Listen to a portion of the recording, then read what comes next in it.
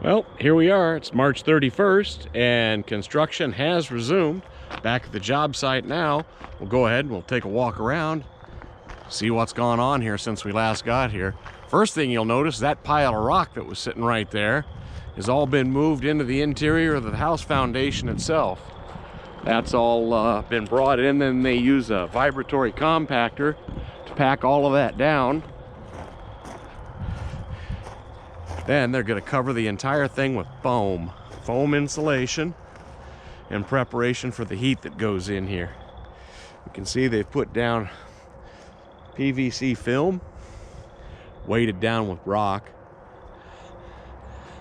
Got it boxed in for our shower right here. 1.5 inches.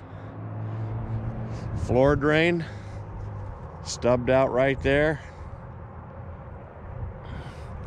Everything looks good to go. Kind of the last shot to get it right here. So, more action tomorrow.